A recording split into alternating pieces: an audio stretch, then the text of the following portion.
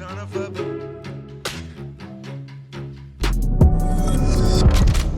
What's up, guys? It's your boy Benny. We are in a culture war for the soul of this nation and probably in a world war very soon, thanks to the jackasses who put Joe Biden in office. But nonetheless, it's important to take a step back and recognize, well, who are we fighting alongside? Who are our friends that are fighting with us? And if you take a look around, you'll notice some very interesting bedfellows in this war. But the enemy of my enemy is my friend. And so who is the enemy of the woke Marxists? Well, interestingly enough, a guy named Bill Maher. Bill Maher has been on a bit of a rampage recently, talking with people you wouldn't normally expect leftist Bill Maher to talk with, like Candace Owens.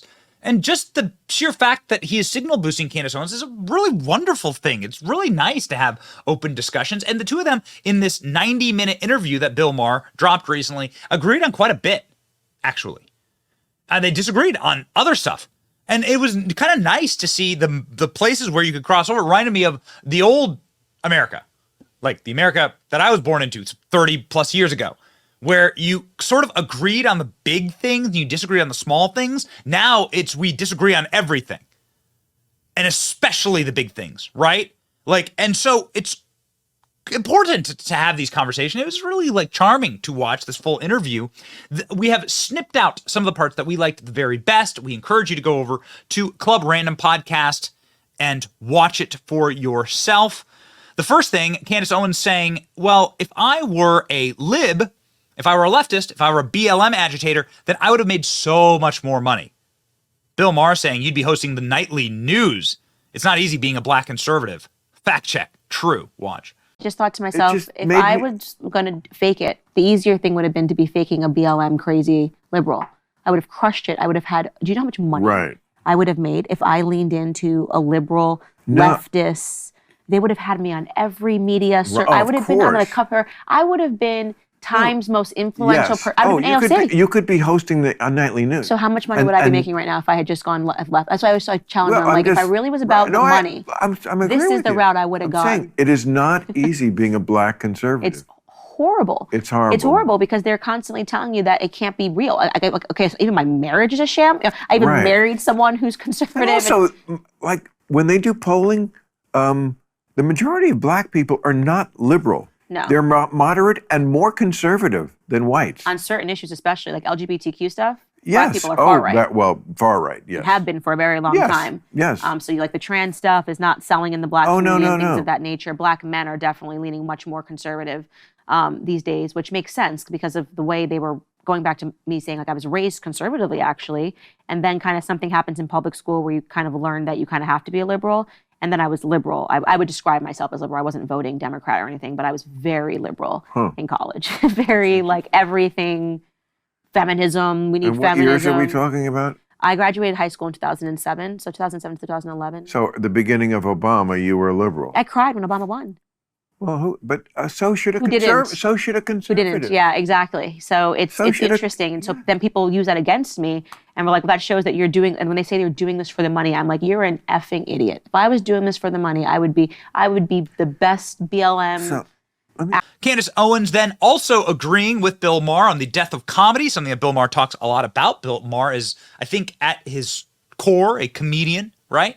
And so this is something that he describes, that the woke is actually attacking his profession and trying to make his profession illegal. So Bill Maher and Candace Owens really jawing on this one. Watch.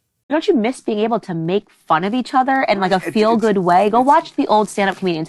They would walk in, they'd be on stage, and they would just literally, you could not survive. You were Chinese, you're getting a joke. You're black, you're getting a joke about and everyone is being offended and everyone's laughing. And when they walk out, they're closer. Closer, because you need to have it taken out. You do. You're not now when you're walking on eggshells. Yeah. See, I can't make a joke because if it's taken the wrong way. You gotta issue an apology. If it's taken, and that way we don't get close. Yeah, we never get closer. We never get closer. And I still keep that in my friendships. I make fun of my friends I'm like, oh, well, it's because you're black, or that because you're Spanish, oh, you're Jewish, and that is why we are so close, because we are able to. That is actually how people and it's not come to say together. that racism still doesn't never exist. Go away. There's always going to be stupid people. Like there'll all be criminals. Yes, exactly. The people are dumb. We get that. Right. Then Bill Maher going after his own side, talking about the pretentious, spoiled brats who act like children and behave like little princes and princesses, thinking that you need to listen to every single thing that they say and that every single feeling they have ever had is validated. A culture that has poisoned them into thinking that, well, their feelings are all that exists. Bill Maher likens it to a spoiled little medieval child who was anointed king. Watch. This country reminds me of like a medieval European country where a 5-year-old ascends to the throne and inherits it. And so all the courtiers have to pretend that whatever brain fart comes out of the mouth of this 5-year-old toddler, yes, is something that we have to take seriously and treat as valid and debatable. That's what this country is. That is very accurate. That was a very incredible analogy. Pockets of the country, though, I would say. Pockets, particularly here. Right. You don't see that stuff in Tennessee. Like, it is, well, that's the yes, ma'am, no, sir. You know what I mean? And they don't play around with that stuff. And that's what I love about the South. And that's why I completely understand why people move to places like Austin and Nashville. Of course, you're going to have major contention. Bill Maher is of the left, the classical left. Candace Owens is of the right. And even though the two of them can agree on a great deal, they disagree on a great deal as well, like climate change, for instance. Elon Musk, I don't understand his whole thing about like, we should have more people. It's like, there's room. Of course there's room. It's not about room. It's about resources. We don't have the resources. We have the room. We just don't have, I read this the other day where the, what did they call it? The groundwater? We've already like sucked out all the groundwater that we can possibly use. There's just not enough rain falling for like all your kids. It's all about you, Candace. Thank you. It's interesting because I've just kind of read this whole book debunking all of that, which I feel like in 2 years you're going to have a totally different perspective on all of that. Because I've seen your growth and where you were a few years ago to where you are now. No. And, you know, Elon Musk, I think, is probably pretty educated about the planet, resources. Do you think? No. No? Not necessarily. Not either of you. If you think that we can somehow keep putting people on the planet which has a finite amount of resources. And of course, what would a Bill Maher versus Candace Owens conversation be without talking about Orange Man? Yes, they talked about skin color in the interview, and they especially talked about the skin color of Orange Man and how Orange Man bad or Orange Man good, depending on your perspective.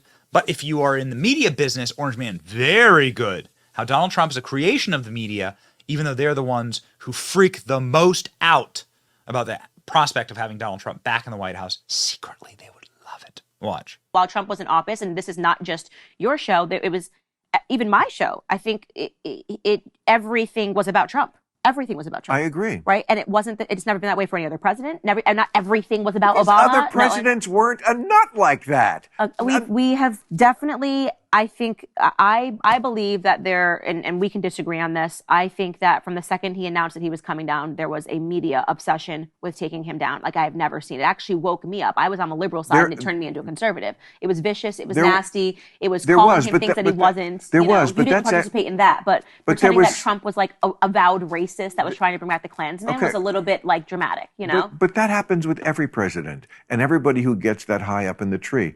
You know, when I don't know how far back it goes, probably to George Washington, when a person is the one who's going to be in power, the people who want to prevent that, who think oppositely of how he thinks or she thinks, yes, that's what they do. They try to destroy. They didn't try to destroy Obama. Not in the way that they come on Trump. You had the Lisa Bloom period where you had 85 million women that came out of the woodwork with allegations. Where were you guys? He's been in the public sphere for the last 30 years. He's had shows. Where were you guys with your allegations before he announced running president? I mean, it was so obviously a ratchet job. It's just nice to see this.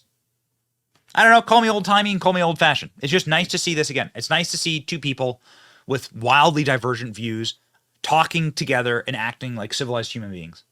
Like, it's good. And both of them like are good representatives of their views. Like, Candace Owens isn't some betrayal backstabber to the conservative movement, right? Those are the Adam Kinzingers and Liz Cheneys are the only people that ever get like seats like this. No, Candace Owens is like a real one. So it's awesome, actually, to see. Ladies and gentlemen, let's see more of that. Maybe I'll start my own show. Talk to only libs. I don't know. Whatever. Just a thought. It's your boy Benny. Like, share, and subscribe if you want to see more of that. More based people coming together, like talking, and more humanization. Because, well, that's what really matters in the end, right? So, yeah.